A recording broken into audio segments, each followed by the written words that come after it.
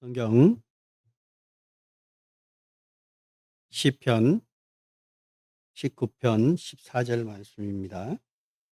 제가 봉독해 올리겠습니다.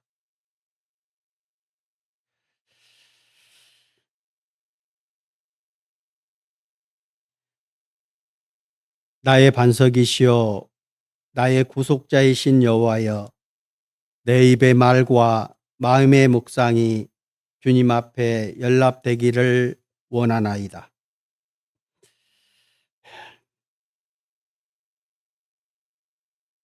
함께 기도로서 주의 말씀을 은혜 받는 시간 갖도록 하겠습니다. 기도하시겠습니다.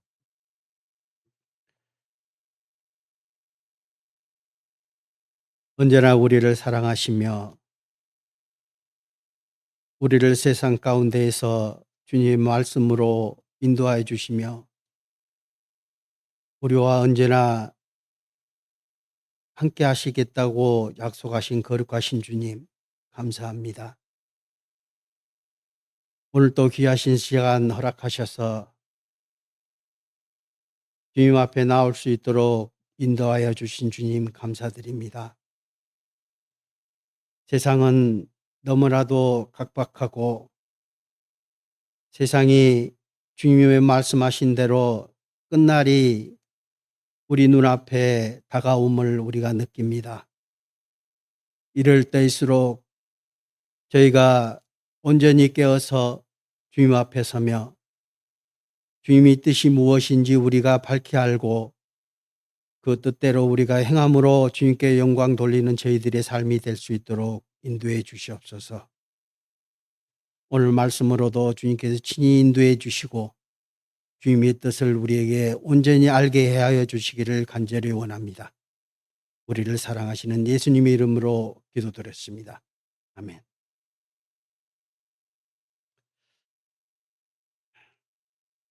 반갑습니다. 오늘은 시편 19편에 있는 이 말씀을 가지고 함께 은혜를 나눠볼까 합니다. 시편 기자는 이 말씀을 하기 전에 내가 내 입의 말과 내 마음의 묵상이 주님 앞에 연락되기를 원하나이다 라고 얘기했습니다. 그런데 이 말을 하기 전에 그가 하나님이 누구인지를 먼저 밝히고 있습니다. 그분이 또 누구인지를 먼저 말씀하고 있어요. 그는 나의 반석이시요 나의 구속자이시다. 그리고 이 기자는 이 말씀을 하기 전에 1절부터 대체적으로 여호와에 대해서 여호와가 어떤 분이시라는 것을 계속 나열해 놓습니다. 시편 19편 1절을 먼저 보겠습니다. 1절부터 4절입니다. 하늘이 하나님의 영광을 선포하고 궁창이 그의 손으로 하신 일을 나타내는도다. 날은 날에게 말하고 밤은 밤에게 지식을 전하니 언어도 없고 말씀도 없으며 들리는 소리도 없으나 그의 소리가 온 땅에 통하고 그의 말씀이 세상 끝까지 이루도다. 하나님의 해를 위하여 하늘에 장막을 베푸셨도다. 하나님이 이 기자는 그가 나의 기도와 나의 묵상을 들으시는 그 하나님이 누구라는 것을 본체가 누구시라는 것을 밝히 얘기하고 있습니다. 그는 창조주이시고 무에서 유를 창조하신 분이고 우주에 아무것도 없는 곳에서 우주 만물을 창조하신 분이라는 것을 말씀하고 있는 거예요. 내 기도를 들으시고 내가 간구하는 모든 것들을 들을 수 있는 분이 능력이 있으셔야 되잖아요. 그분을 얘기하고 있는 거예요. 그리고 7절에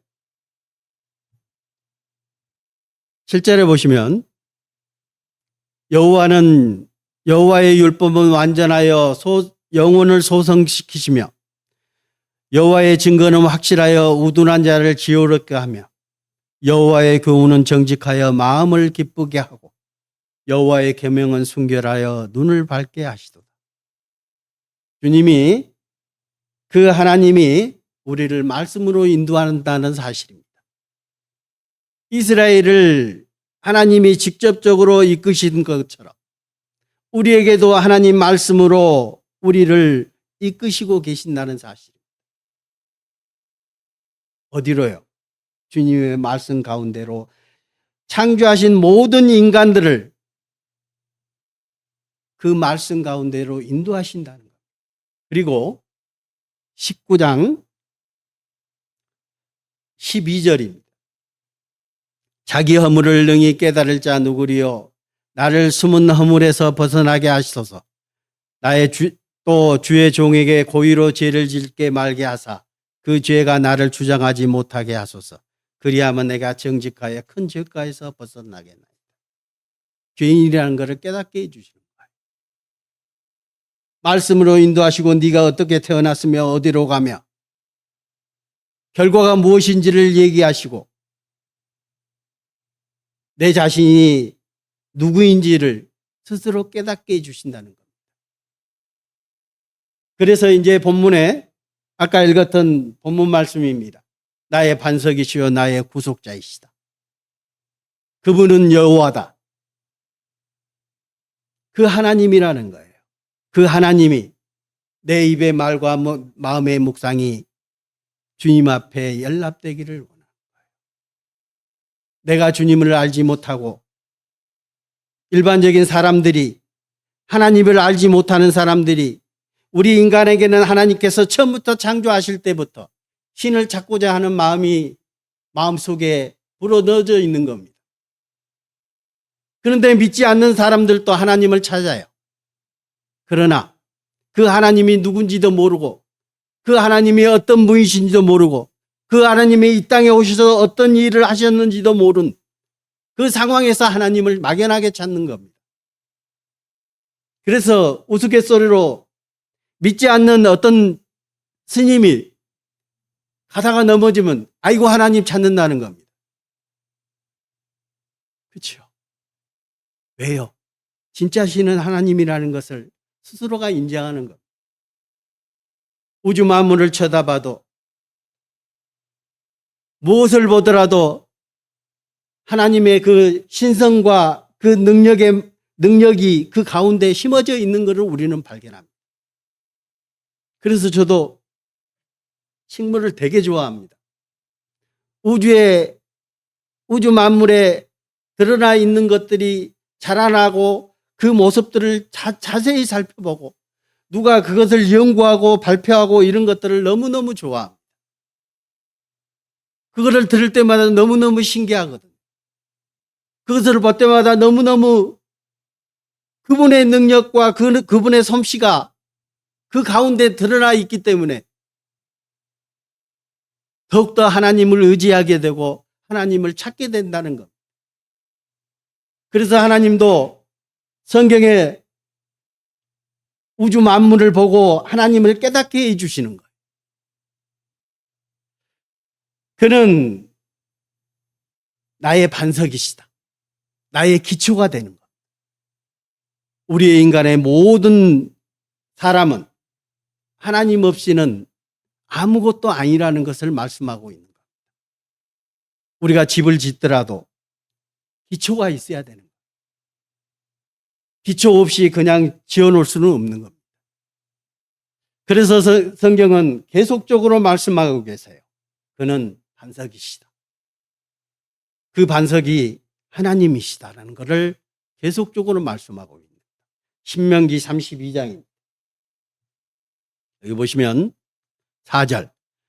그는 반석이시니 그가 하신 일이 완전하고 그의 모든 길이 정의롭고 진실하고 거짓이 없으신 하나님이시니 공의로우시고 바르시도다.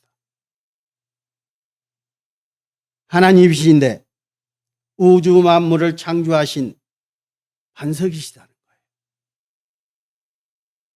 우리가 믿을만 해야 되잖아요. 우리가 의지하고 그에게 바라는 것이 있다면 믿을만 해야 되잖아요. 능력이 있으셔야 된다는 것. 그러나 이 말씀을 좀 전에 본문 말씀을 한 시편 기자도 그가 누구인지를 밝히 얘기하고 있는 겁니다. 그래서 또 시편 18절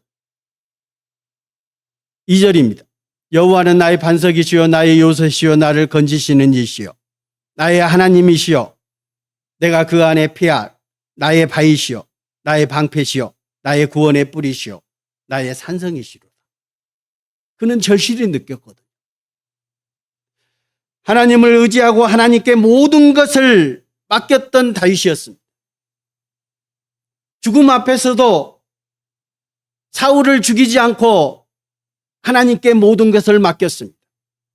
사울은 그 다윗을 죽이기 위해서 모든 군사들을 뿐만 아니라 1분 1초라도 그를 죽이는데 모든 것을 전력을 쏟았습니다.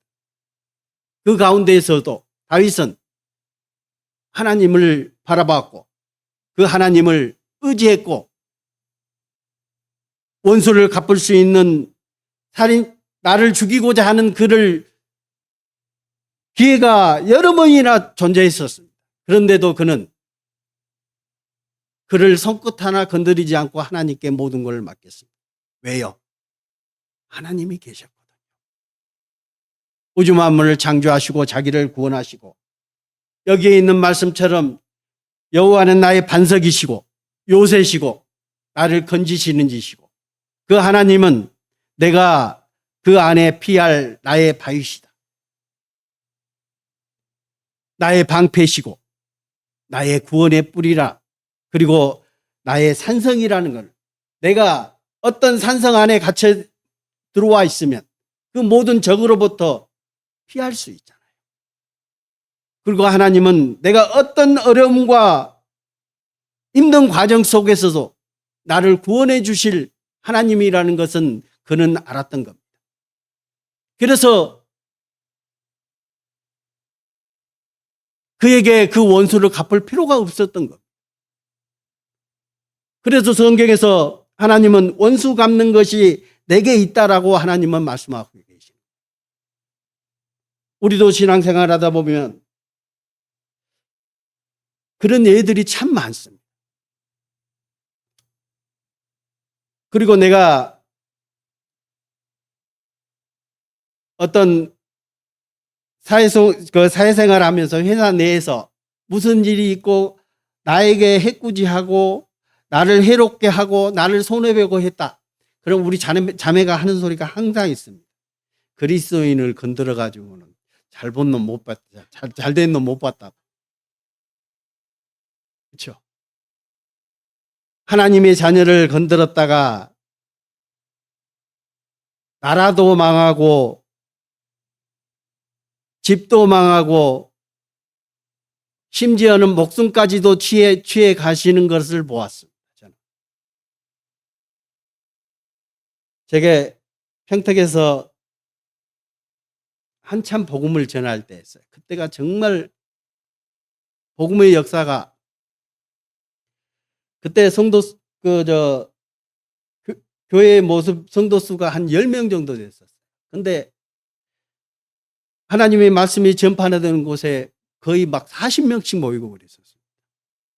그럴 때 거기를 거역하고 그들을 그 모임을 해방하기 위해서 엄청 노력했던 한 분이 계셨어요. 정말로 힘들었어요. 저희들도. 왜 그러냐면 누구를 모시고 오려면 그분이 꼭 가운데 끼는 거예요. 그래서 우리는 뭐예요? 기도할 수밖에 없잖아요. 그를 어떻게 할 방법이 없는 거예요. 근데 얼마 안 있어서 안 보이셔요. 그래서 물어봤더니 돌아가셨대요. 그러니까 그리스도인들이 참으로 다윗도 마찬가지였잖아요. 그런 모습들을 성경을 통해서 보여주시고 우리가 신앙생활하는 모든 과정 중에서도 그리스도인들에게 해를 끼치고 잘 되는 모습이 없는 겁니다. 전 세계적으로도 이스라엘을 핍박하고 이스라엘을 침략했던 나라들이, 그 강대국들이 지금은 다 소멸되어 있습니다. 지금 보시면 이집트라는 나라가 어마어마한 큰 나라였습니다. 그리고 페르시아도 마찬가지예요. 지금은 어떻게 살아가고 있습니까? 지금 페르시아가 이란이잖아요. 지금 미국의 침략을 받고 있습니다. 어떻게 보면 침략을 받고 있는 건데 쑥대밭이 되고 있습니다. 그 나라는 지금은 이집트나 페르시아, 이란의 나라들은요, 지금 사막 가운데 있어요. 굶어 죽는 사람들이 너무너무 많습니다. 정말로 어렵게 살아가고 있습니다. 왜 그럴까요? 그들이 컸던 나라들이, 웅장했던 나라들이 이스라엘을, 하나님의 백성을 쳤던 그 명목 아래 그들은 세계적으로도 못 사는 나라가 되어버려요. 그리고 전 세계적으로 하나님을 숭배하고 하나님을 따르는 그런 나라들이 많습니다. 그런 나라들, 특히 저는 우리나라를 많이 꼽아요. 전 세계적으로 이렇게 복음이 전해지고 하나님을 순종한 따르는 민족이 그렇게 많지 않습니다. 정말 주님이 오시는 날이 너무나도 가까워져 오고 있다는 사실을 너무너무 느껴요. 유럽 같은데, 미국 같은데 가시면 혹시 교회당 가보셨을 겁니다. 그렇게 많지 않습니다. 요즘 가면 갈수록 이제는 연세 드신 분들만 모인다고 그러더라고요. 젊은 사람이 없대요. 그리고 주중에는 거의 다가 일상생활에 얽매여 살다가 주말에 잠깐 와서 예배드리고 나가는 그 실정인 교회들이 너무너무 많습니다. 원래 복음의 시작이 유럽에서 시작했습니다. 그런데 그 복음의 시작인 그곳이 너무나도 황폐해져 있습니다. 복음으로 너무 황폐해져 있습니다. 그나마 동방의 우리나라가 얼마만큼 큰 영화를 누리고 있다는 사실을 우리가 느낍니다. 요즘 들어와서 더욱더 느껴요. 다른 나라들을, 지금 우리나라가 경제 성장뿐만 아니라 세계의 위상이 급격하게 높아지고 있다는 사실입니다. 마지막 때라고 생각합니다. 주님의 복음이 끝날 때라고 생각합니다. 그리고 이제는 그 복음이 저는 유럽으로 다시 돌아갈 거라고 생각을 합니다. 이스라엘로. 혹시 농사 지으신 분들 그걸 아시죠? 모내기를 하면은, 모내기를 하기 전에 모판을 만드는 모짜리가 있습니다. 모를 길러서 그 모를 뜨잖아요. 떠서 어떻게 합니까? 그 논에 다 뿌립니다. 그리고 마지막에 그 모짜리에 마지막으로 심게 돼 있습니다. 그런 것처럼 복음이 이제는 왔던 그곳으로 다시 돌아가지 않을까 생각이 듭니다. 마지막 때 성경에서는 이스라엘이라는 나라에 다시 그 복음이 들어갈 것이라고 얘기하고 있습니다. 주님은 우리의 하나님이십니다. 여호와는 나의 반석이십니다. 그 반석이신 하나님이 한 분 또 계시죠. 고린도전서 10장입니다. 2절에서 4절. 모세에게 속하여 다 구름과 바다에서 세례를 받고 다 같은 신령한 음식을 먹으며 다 같은 신령한 음료를 마셨으니 이는 그들을 따르는 신령한 반석으로부터 마셨으며 그 반석은 곧 그리스도시라. 이스라엘 백성이 애굽에서 가나안 땅으로 가는 그 모든 과정 중에 홍해를 건너고 그 다음에 죽을 위기에서 있을 때 하나님께서 반석을 쳐서 물을 마시게 해주셨습니다. 그건 뭐예요? 생명을 주신 거라는 겁니다. 그런데 왜 이스라엘과 이스라엘의 애굽을 건넜던 애굽에서 가나안 땅으로 가던 모든 과정 중에 그 반석들이 그리스도시라고 할까? 구원은 그리스도이기 때문입니다. 이스라엘의 생명을 구한 이는 하나님이셨어요. 우리의 생명을, 우리의 영혼을 구하시는 분은 그리스도시라는 겁니다. 그래서 그 반석이 예수님으로부터 나왔다는 겁니다.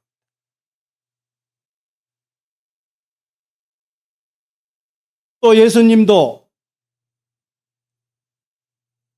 신약의 교회를 지칭할 때 그리스도가 그의 반석이라고 얘기하십니다. 마태복음 16장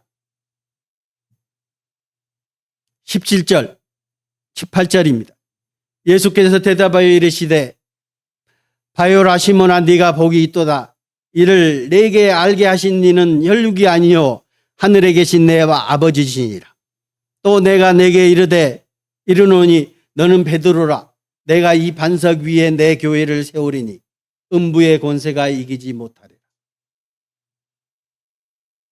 베드로가요, 예수님 앞에서 주는 내가 누구냐고 물었을 때 베드로가 얘기했습니다. 주는 그리스도시요 살아계신 하나님이시다. 주는 그리스도시요 살아계신 하나님이라고 고백했습니다. 그래서 주님께서 말씀하신 거예요. 이거는 시몬아 네가 복이 있도다. 이를 내게 알게 하시는 혈육이 아니요 하늘에 계신 내 아버지. 우리 안에 주님께서 계신다는 것. 구원받은 그리스도인들에게 주님이 이 안에 들어와 계십니다. 그것을 깨닫게 해주신 분이 하나님이라는 것. 그분을 깨닫게 해주신 분이 성령님이라는 것. 그거를 말씀하고. 그리고 또 내가 이르노니 너는 베드로라. 내가 이 반석 위에 내 교회를 세울 것이다. 가끔씩요, 천주교에서 이 반석이 베드로라는 얘기들을 많이 합니다. 왜 그러냐면 실제로 베드로가 여러분 아시다시피 그 페트로스라고 해서 반석이라는 뜻입니다. 실제로. 그러다 보니까 대부분 해석하는 사람들이 이 베드로가 반석이다라고 표현을 씁니다. 실제로 여기를 헬라어 성경을 보게 되면 이 베드로와 반석의 어원이 다릅니다.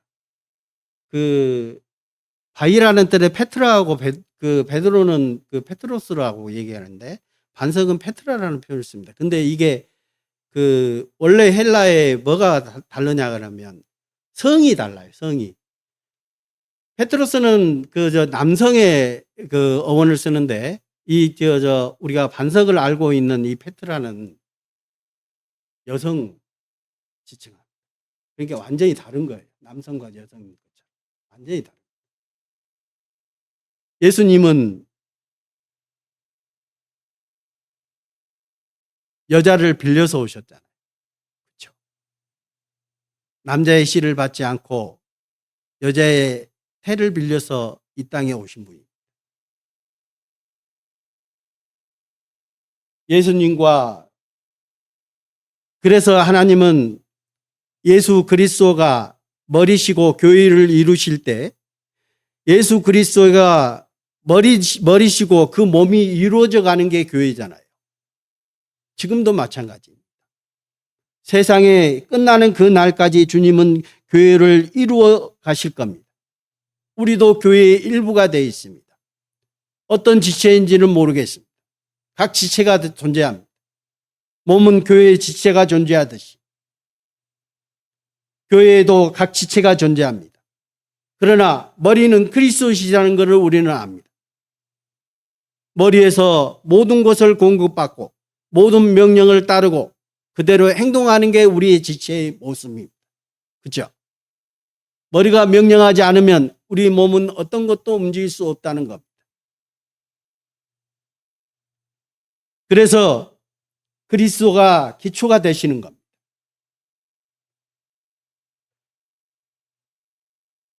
이 말씀 한번 보겠습니다. 누가복음 6장입니다. 46절. 너희는 나를 불러 주여 주여 하면서도 어찌하여 내가 말하는 것을 행하지 아니하느냐.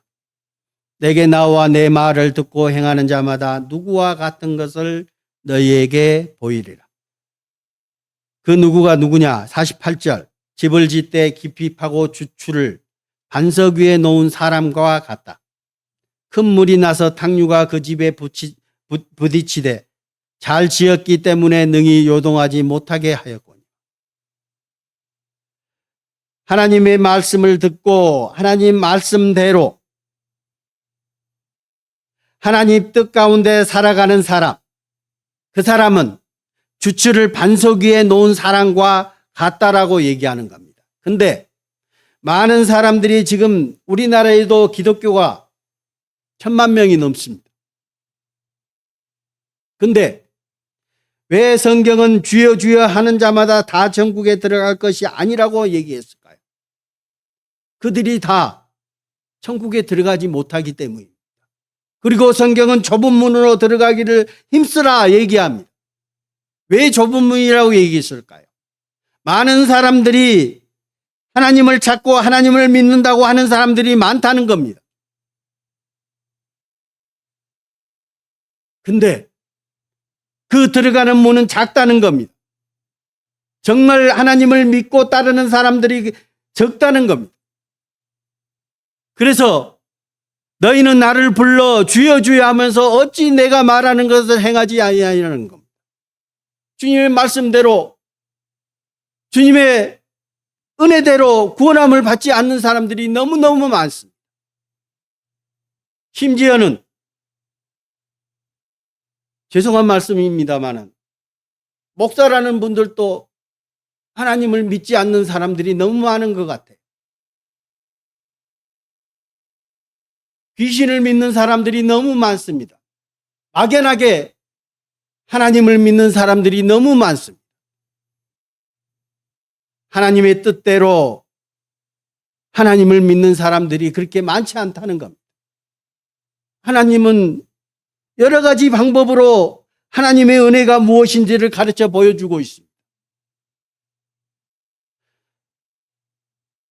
이 말씀을 기록했던 다윗도 시편 19편을 통해서 그것들을 계속 얘기해 주고 있습니다. 먼저는 나를 기도를 들으신 그 하나님이 우주 만물을 창조하신 창조주라는 것, 유일하신 하나님이라는 것을 먼저 알았던 겁니다. 그리고 그가 말씀으로 나를 인도하시고 예수 그리스도를 통해서 나를 구원해 주신 분입니다. 그를 알았던 것. 우리 마음 가운데 예수 그리스도의 피가 흐르고 계십니까? 예수 그리스도의 피를 없인 여기시는 분들이 너무너무 많습니다. 주여 주여 하면서 너희는 나를 불러 주여 주여 하면서도 어찌하여 내가 말하는 것을 행하지 아니하나. 아버지 뜻이 무엇입니까? 가장 기초적인 아버지의 뜻입니다. 내 아버지의 뜻은 그 아들을 보고 믿는 자마다 영생을 얻는 것이라고 얘기하고 있습니다. 예수 그리스도를 통해서 영생을 얻는 것, 영원한 생명을 얻는 것이 하나님의 뜻인 거예요. 첫 번째. 영생은 유일하신 참 하나님과 그의 아들 그리스도를 아는 것입니다. 예수 그리스도를 통하지 않고는 하나님께 나아갈 수 없다는 것을 알아야 된다는 것. 그래서 성경은 하나님의 말씀을 통해서 계속적으로 전파하고 있습니다. 계속적으로 알려주고 있습니다. 모든 성경은 그리스도를 증거하고 계십니다. 그래서 요즘에는 그 성경이 이렇게 금색이 많더라고요. 옛날 성경은 뭐였어요? 빨간색이었습니다. 왜요? 어떤 분이 그런 표현을 하시더라고요. 이 까만 글씨는 우리의 죄를 얘기하는 거. 하얀 것은 예수님의 피로 우리 죄를 다 덮었다고 얘기하시는 분들이 있습니다. 맞는 것 같아요. 그런 의도가 있었지 않을까 싶습니다. 그래서 어떤 분은 또 그런 얘기를 합니다. 성경을 쥐어짜면 뭐가 나온다고요? 구약을 쥐어짜면 짐승의 피가 나오고 신약을 쥐어짜면 예수 그리스도의 피가 나온다고 얘기를 합니다. 벗어날 수 없는.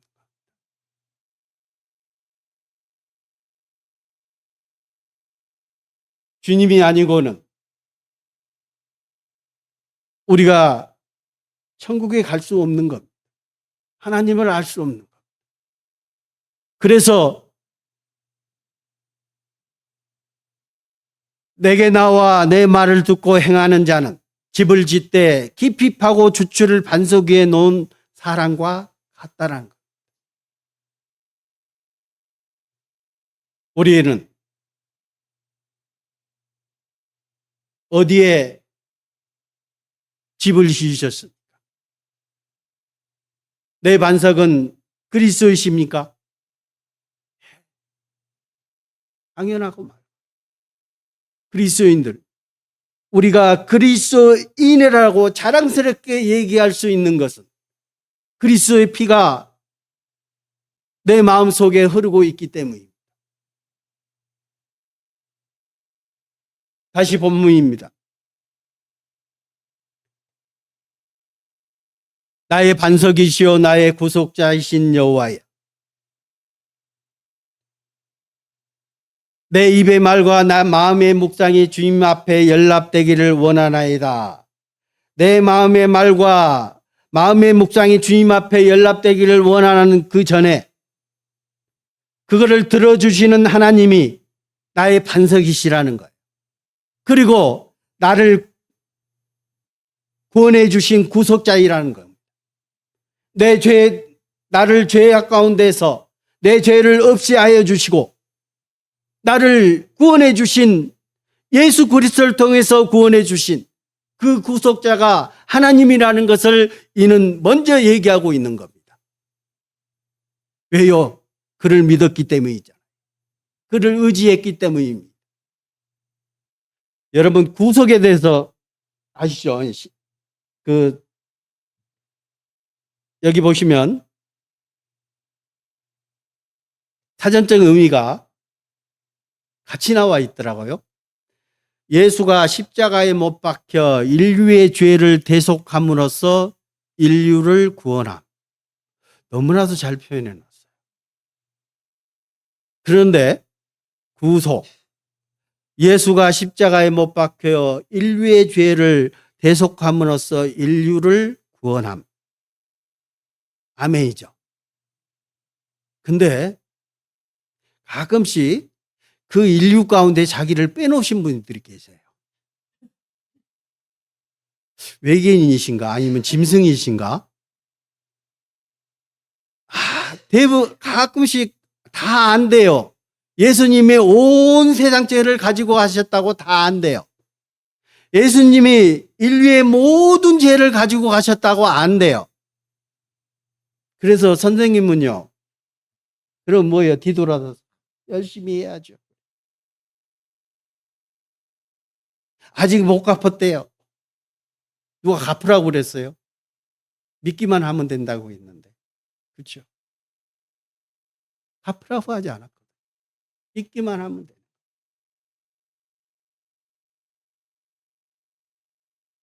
이 구속이 예수가 십자가에 못 박혀서 나의 죄를 대신 갚아주신 분. 그게 대속인 거예요. 예수님이 내 죄 때문에 십자가에서 못 박히신 것. 그게 대속인 거예요. 내가 죽을 심판을, 내가 죽어서 영원한 지옥의 형벌을 받을 수밖에 없었던 나를 예수님이 미리 십자가에서 심판을 받으신 겁니다. 그게 구속인 거예요. 그래서 나의 구속의 하나님이라는 겁니다. 이스라엘을 구원했던 것처럼. 이사야서 44장 6절입니다. 이스라엘의 왕인 여호와, 이스라엘의 구원자인 만군의 여호와가 이같이 말하노라. 나는 처음이요 나는 마지막이라. 나 외에 다른 신이 없느니라. 세상을 구원하고 이스라엘을 구원하고 세상을 구원하고 온 인류를 구원할 자는 하나님밖에 없다는 겁니다. 유일하신 하나님밖에 없다는 것을 말씀하고 계시는 거예요. 그동안 이스라엘을 이끌어 오셨던 하나님이, 그들이 알았던 그 하나님, 지금도 이끌고 계신다는 사실입니다. 그래서 이스라엘의 구원자, 구속자인 것 같은 말입니다. 그래서 개혁 한글하고 개혁 개정에 보면은 이게 혼동해서 쓰고 있습니다. 같은 말이에요. 원래 뜻은 같아요.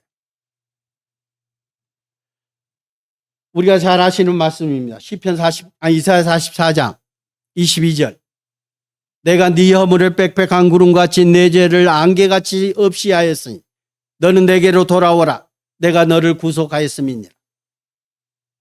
여호와께서 이 일을 행하셨으니 하늘아 노래할지어다. 땅의 깊은 곳들아 높이 부를지어다. 산들아 숲과 그 가운데 모든 나무들아 소리내어 노래할지어다. 왜요? 내가 네 허물을 빽빽한 구름같이 네 죄를 안개같이 없애하였으니 너는 내게로 돌아오라. 내가 너를 구속하였으니 내 죄를 깨끗하게 다 없애주셨으니 너는 내게로 돌아오라. 하나님이, 예수님이 그 모든 일을 행하셨으니 어떻게 하면 된다고요? 돌아오기만 하면 된다는 거예요. 그 기쁜 일이 너무너무 많다는 겁니다. 우리 가운데서도 그 기쁜 일이 이루어지고 있습니다.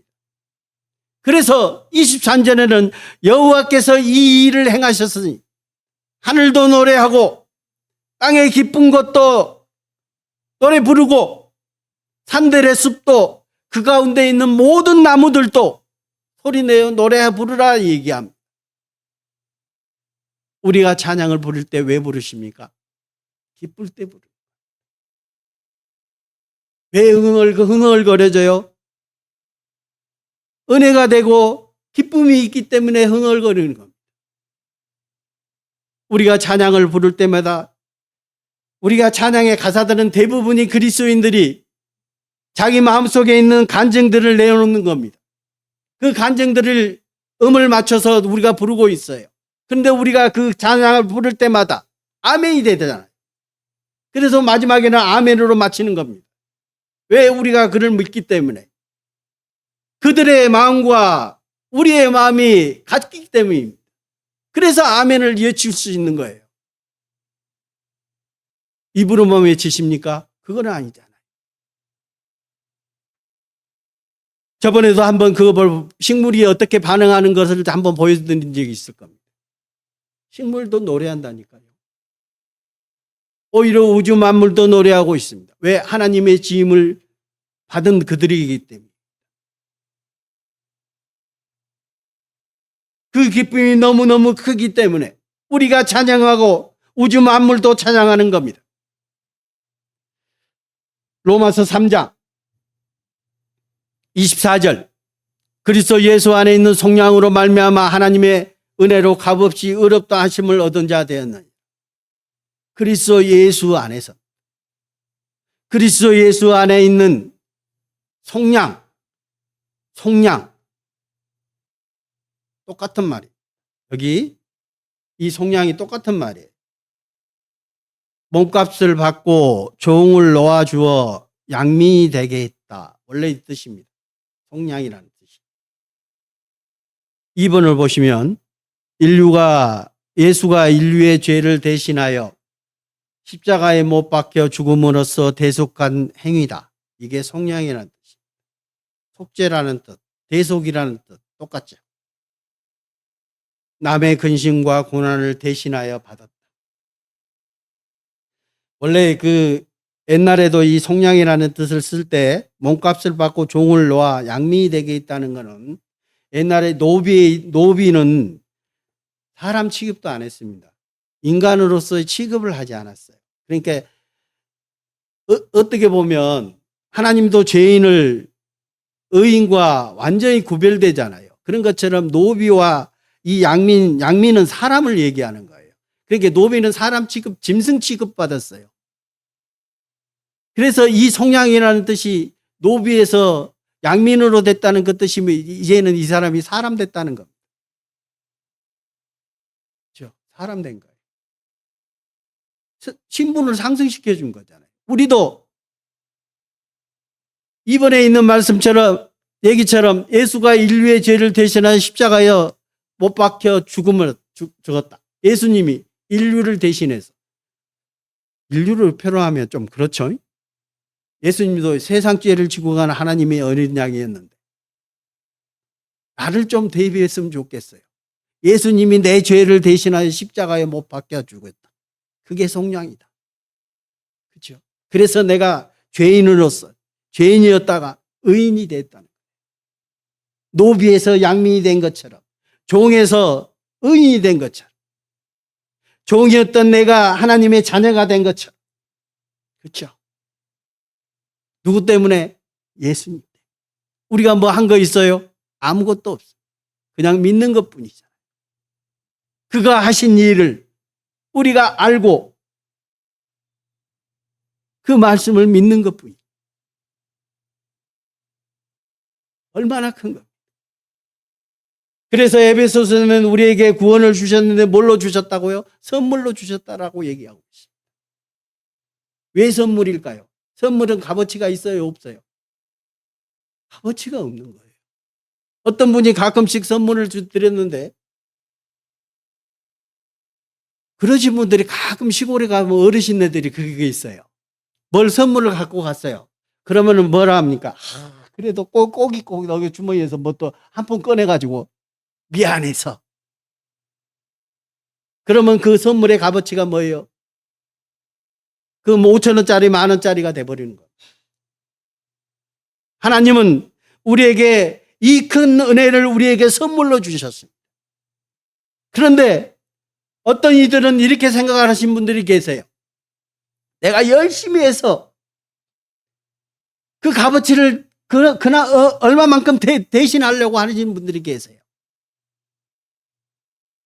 그냥 받기만 하면 되는데 그게 선물인데 하나님의 은혜를 그냥 받기만 하면 모든 게 끝나는데 그걸 감사히 받지 않고 내가 얼마만큼 해서 그래서 어떤 분들은 어떤 장로님은 뭐라 하세요? 구원 받으셨습니까? 얘기하잖아요. 예수님 은혜를 깨달으셨습니까? 제가 평생을 교회를 위해서 희생했습니다. 교회를 매체를 짓고 뭐예요? 자기가 주님을 위해서 이만큼 했다는 거예요. 그러니 어떻게 내가 천국 못 갑니까? 이러신 분들이 가끔 계세요. 천국 가는 길 예수님밖에 없다는 것. 주님은 우리에게 선물로 그 구원을 주셨습니다. 은혜로 그 구원을 우리에게 주신 거예요. 우리는 받고 감사하면 되는 거. 그런데 많은 분들이 감사하지 못한 분들이 많습니다. 믿지 않는 분들은 그 은혜를 깨닫지 못하신 분들은 또한 예수 그리스도를 하나님을 자기의 생활의 도구로 사용하신 분들도 많습니다. 조금만 어려우면 하나님을 찾고 그를 통해서 나의 이득을 책임지고 나의 그 모든 험난한 길 가운데 거기서 벗어나는 것을 그 하나님을 빌리려고 하는 분들이 많습니다. 그게 종교가 아니고 무엇입니까? 그래서 세상의 신들은 대부분 인간을 위해서 존재하는 겁니다. 그리고 그 인간들이 그걸 만들어 놓고 부복하고 그 신에게 절하면서 나를 어떻게 해요? 좋은 곳으로 인도하기를 원하는 겁니다. 그게 사람인 거예요. 그게 미신인 겁니다. 보이지 않는 신에게, 내가 만들어 놓은 신에게 부복하고 절하고 섬기며 그들을 내 마음 가운데, 내 손아귀 가운데 두려고 하는 겁니다. 그래서 성경은 하나님은 이 지구가, 이 땅덩어리가 하나님의 발등상이라고 하는 겁니다. 우리가 가지고 다닐 수 없고 어마어마하신 분인 거예요.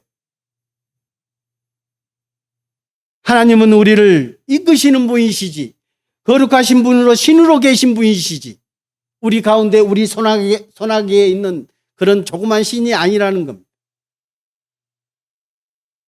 다윗은 알았던 거예요. 그가 누구고 그가 무엇을 하셨고 자체가 어떤 분이라는 것을 아셨던 겁니다. 그래서 기도도 하고 자기가 바라는 모든 것들을 그에게 부탁할 수 있었던 겁니다. 에베소서 1장 7절입니다.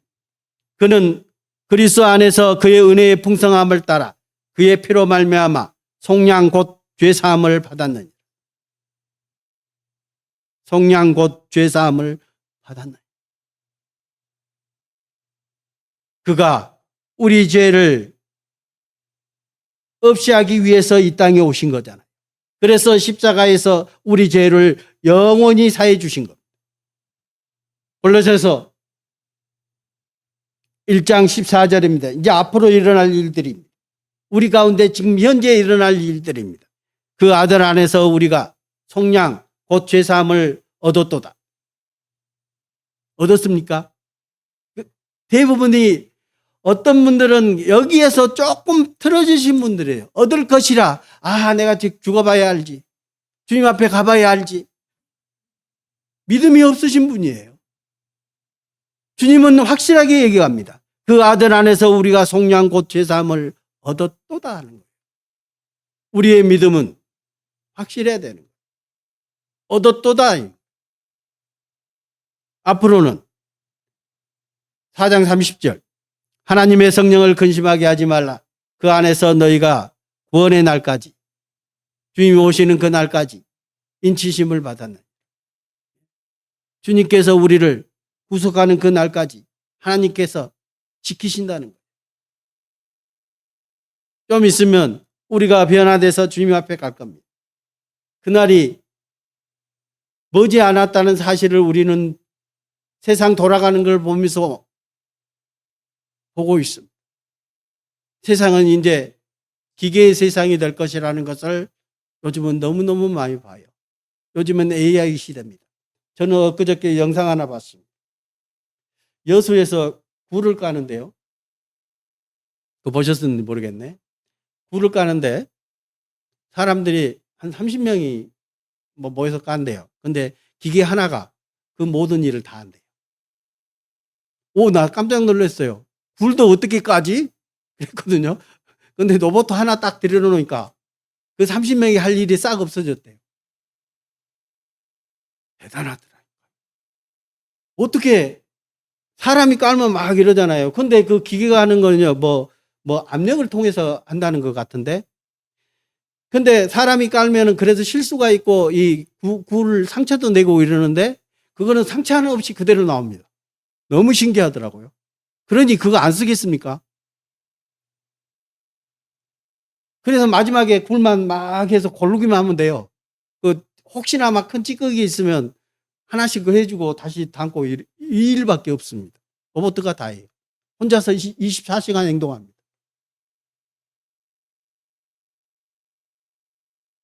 요즘에는 그런 뉴스들이 너무너무 많이 나옵니다. 지금 반도체 호황이잖아요. 반도체도 이제 로봇가 다 만든답니다. 그 기계를 자기 위해서 이번에 그 벨기에 가면은 그 반도체 기계를 만드는 기계가 거기밖에 못 만든다고 그러대요. 그래서 지금 삼성이나 SK가 거기에서 순서를 기다리고 있대요. 그래서 우리나라도 가장 빠르기 때문에 이번에 가장 먼저 벨기에를 우리나라 대통령이 갔다고 얘기합니다. 원래는 그것 때문이랍니다. 그래서 삼성과 SK가 그거를 얻어왔다는 소식까지 들리고 있습니다. 전 세계적으로 거기서 그 길을 만드는 데가 거기밖에 없으니까 전 세계도 순차적으로 지금 만들어서 내보내고 있답니다. 대신에 우리가 만든 건 너희들한테 줄 테니까 기계를 우리한테 빨리 주라는 것.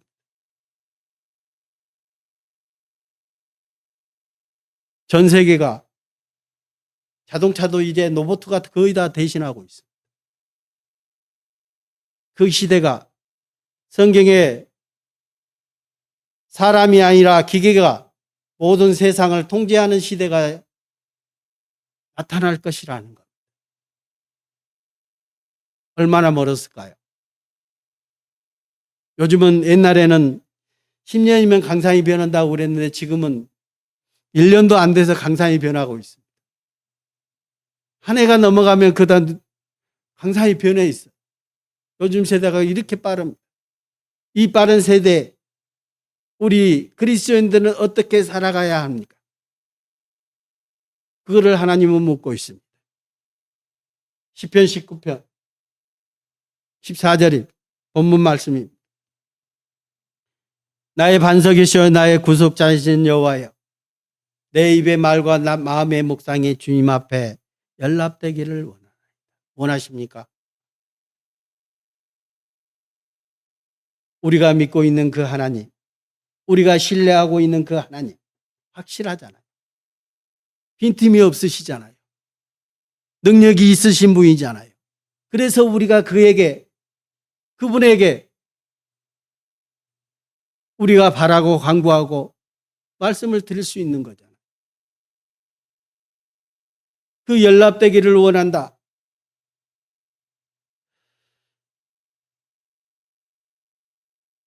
대부분 이 연락된다는 거는요, 구약에서부터 어떤 때 연락되기를 원했어요? 먼저 창세기 4장 4절입니다. 많이 봐왔던 거죠. 아벨은 자기의 양의 첫 새끼와 그의 기름으로 드렸더니 여호와께서 아벨과 그의 제물은 받으셨으나 연락하셨으나 이거는 그 개정에 이렇게 얘기 나옵니다. 제물을 받으셨으나 가인과 그의 제물을 받지 아니하신지. 아벨은 왜 하나님께서 그 제물을 받으셨을까요? 하나님의 뜻대로 드렸기 때문에. 하나님이 원하시는 것이 양을 잡아서 피를 하나님께 드려야 되는 게 맞는 거예요. 왜? 아벨의 죄 때문에 그 양이 대신 죽어야 대속해야 되기 때문입니다. 근데 가인은 하나님께 받지 않으셨어요. 뭘 바쳤어요? 하나님의 뜻과 무관하게 자기가 농사지었던 그 농산물을 하나님께 드렸던 겁니다. 하나님의 뜻과 합하지 않았던 거예요. 이스라엘 백성들에게도 제사를 지낼 때 이렇게 지내라고 얘기했습니다. 레위기 1장 3절입니다. 그 예물이 소의 번제이면 흠없는 곳으로 회막문에서 여호와 앞에 기쁘게 받으시도록 연락하시도록 드릴지니라. 어떻게 해요? 흠없는 스콧입니다. 드릴 때 그 제물이 흠이 없어야 되는 거예요. 깨끗해야 된다는 겁니다. 그렇죠? 우리의 모습은 어떻습니까? 우리는 거룩한 산 제물로 주님께 드려야 되는 게 맞습니다. 이제는 그리스도인들은 우리가 하나님께 드릴 제물입니다. 그 제물이 어떠해야 돼요? 흠없는 것이어야 되는 거예요. 깨끗해야 된다는 거예요. 디모데후서 2장입니다. 큰 집에는 금그릇과 은그릇뿐 아니라 나무 그릇과 질그릇도 있어 귀하게 쓰는 것도 있고 천하게 쓰는 것도 있나니 그러므로 누구든지 이런 것에서 자기를 깨끗하게 하면 귀히 쓰는 그릇이 되어 거룩하고 주님의 쓰심에 합당하며 모든 선한 일에 준비함이 되리라. 저는 이 말씀 정말 좋아합니다. 왜냐? 세상 가운데는 큰 집에는 금 그릇과 은 그릇, 나무 그릇, 질그릇이 있듯이 세상 안에는 많은 사람들이 있습니다. 다 틀립니다. 각자의 모든 모습으로 있는 겁니다. 그러나 주님께서 쓰시는 사람은 뭐예요? 깨끗해야 됩니다. 주님의 쓰심에 합당해야 되는 거예요. 여러분 집에서도 여러 가지 그릇이 있습니다. 은 그릇도 있어요. 귀한 그릇도 있습니다. 그러나 그 그릇이 지저분하면 어떻게 쓸 수 있어요? 나무 그릇이나 질그릇이라 할지라도 깨끗하게 관리되어 있으면 어떻게 그 그릇을 쓸 수밖에 없는 겁니다. 어떤 분은 그런 분도 있어요. 꼭 써야 될 때는 하나님이 씻어서 쓸 수도 있습니다. 그렇죠? 가끔가다 제가 기도할 때도 그런 기도가 나옵니다. 주님, 나도 좀 깨끗하게 씻어서 좀 써주십시오라고 기도할 때도 있습니다. 나의 모습이 주님 앞에는 그렇게 좋은 모습이 아니기 때문입니다. 그렇죠? 그래서 이 말씀을 제가 좋아해요. 주님이 쓰실 때 필요하면 그 그릇을 깨끗하게 씻어서 주님이 쓰실 수도 있는 것.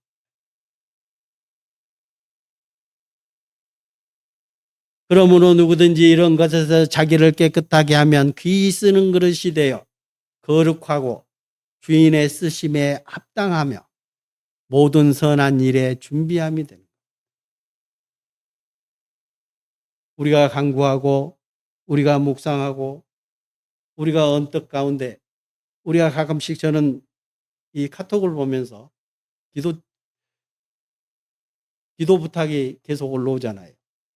그럴 때마다 한 번씩 읽을 때마다 주님께 간구하는 거거든요. 그 자체가. 별도로 또 하는 것도 주님께 간구지만 그 카톡 보냈던 그 글을 읽을 때마다 우리의 마음은 하나님께 있는 겁니다. 그럴 때마다 한 번 더 간구하게 되고 한 번 더 기도하게 되고 한 번 더 읽게 되고 그것이 우리의 마음이 합심해서 주님께 상달되는 거잖아요. 그래서 거룩하고 주님의 쓰심에 합당하다. 그러면 주님께서 그 모든 것을 이루어 주실 것을 믿습니다. 우리는 아까도 말씀드렸듯이 우리는 하나님께 드릴 영적 우리 재물입니다. 로마서 12장입니다. 1절. 그러므로 형제들아 내가 하나님의 모든 자비하심으로 너희를 권하노니 너희 몸을 하나님이 기뻐하시는 거룩한 산 제물로 드리라. 이는 너희가 드릴 영적 예배니. 우리 몸을 하나님이 기뻐하시는 거룩한 산 제물입니다. 우리는 드려져야 되는 겁니다. 이제는 깨끗하고 거룩한 산 제물이 하나님께 드려져야 되는 겁니다. 이제는 만들어져야 되는 겁니다. 그것 또한 주님의 도움이 없으시면 그것 또한 이루어지기 힘들 겁니다. 우리의 모습은 죄의 모습으로 그대로 태어났고 죄의 모습으로 지금도 존재하고 있습니다. 그러나 우리가 주님의 피로 말미암아 예수님의 피로 말미암아 우리가 구원을 얻은 것은 우리가 영원이잖아요. 그렇죠? 나중에 주님이 오시는 그날 이 육신까지도 변화돼서 주님 앞에 거룩하게 드려질 겁니다. 우리의 본 모습은 죄의 모습입니다. 그래서 이 세상에서 아무리 거룩한 모습으로 간다고 할지라도 우리의 모습은 죄인의 모습인 거예요. 주님의 도움이 없으면 아무것도 할 수 없다는 것, 거룩한 제물도 이루어질 수 없다는 것을 압니다. 그래서 다윗도 주님을 의지하고 주님께 모든 것을 드렸던 것. 우리도 마찬가지. 우리의 모든 것을 주님께 의지하고 우리의 모든 것을 주님과 함께 했을 때 우리의 모습이 주님 앞에 거룩한 제물로, 산 제물로 변화되지 않을까 싶습니다. 우리는 어떤 모습으로 이 세상을 감당해야 되겠습니까? 하나님의 말씀은 우리와 언제나 함께 하십니다.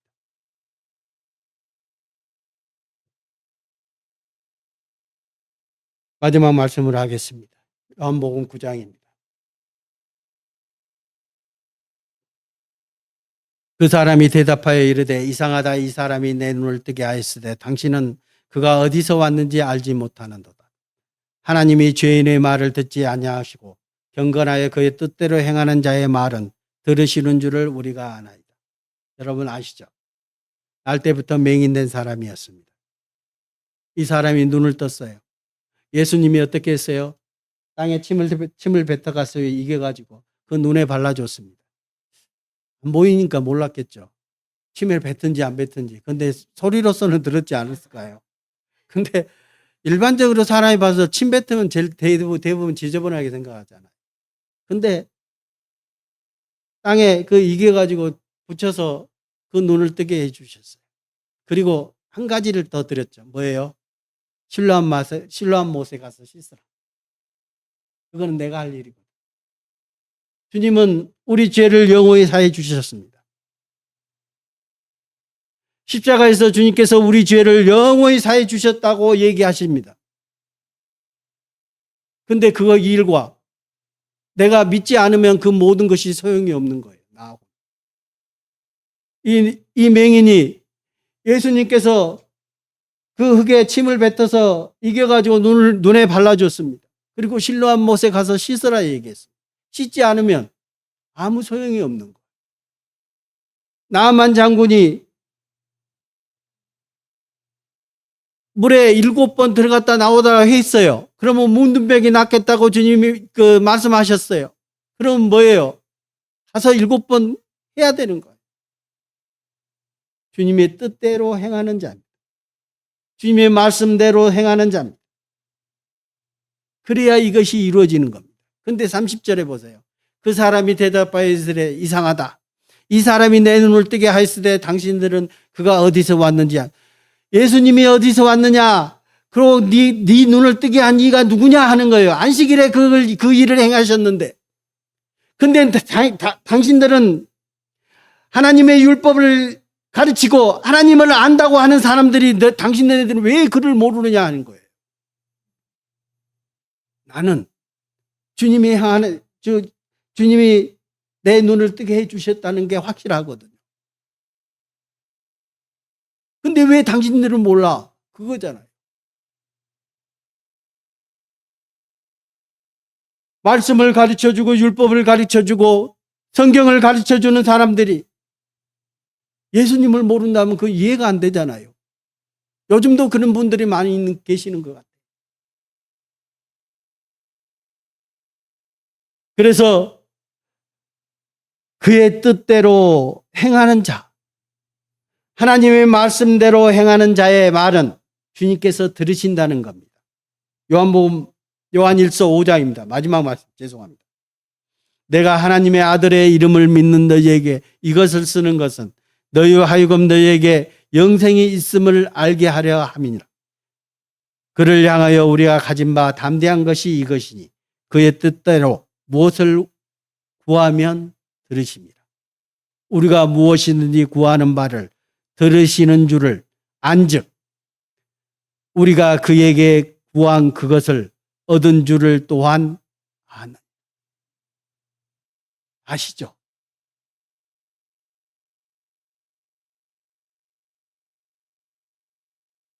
주님의 뜻대로 무엇을 구하면 주님은 분명히 들어주십니다. 분명히 듣고 계세요. 알고 있는 겁니다. 주님도. 그리고 주님이 무엇을 하든지 우리의 모든 것을 믿고 그를 의지하면 그게 이루어져야 되는 게 맞는 거예요. 근데 우리가 믿지 않는 경우들이 많아요. 그냥 너스레 떨고 막 하다가도 주님이 오시는, 주님께서 나한테는 왜 이렇게 안 들어주신지 모르겠다라고 하소연하신 분들이 꽤 많습니다. 얼마나 기다려야 될까요? 그리고 내 욕심만 챙겨서 그게 이루어질까요? 이런 얘기 할 때마다 꼭 로또가 생각이 나요. 예? 어떤 분이 로또 한 장 사놓고는 이것을 위해서 기도하면 주님께서 들어주실까요? 당첨되게 해달라. 어떤 학생이 집에서, 학교에서 꼴찌를 달리고 있는데 그가 대학에 수석으로 합격하기를 기도하면 이루어질까요? 아닌 거예요. 그만큼 열심히 하지도 않고 주님의 뜻에 정말 그 뜻을 저버리고 자기 마음대로 살다가 자기가 필요하니까 기도해서 그거를 이루려고 한다면 그게 가능할까? 아닌 거예요. 주님은 그게 아니라는 겁니다. 주님의 뜻대로 행하는 자라야 이루어지는 겁니다. 본문입니다. 나의 반석이시여 나의 구속자이신 여호와여. 하나님, 나의 반석이시여 나의 구속자이신 여호와여. 내 입의 말과 마음의 묵상이 주님 앞에 연락되기를 원하나이다. 우리와 모든 분들의 소원일 거라 생각됩니다. 모든 분들의 마음의 소망일 거라 생각합니다. 그래서 우리가 어떤 모습으로 주님 앞에 서서 주님께 간구하고 기도드려야 할 것을 성경을 통해서 배워봤습니다.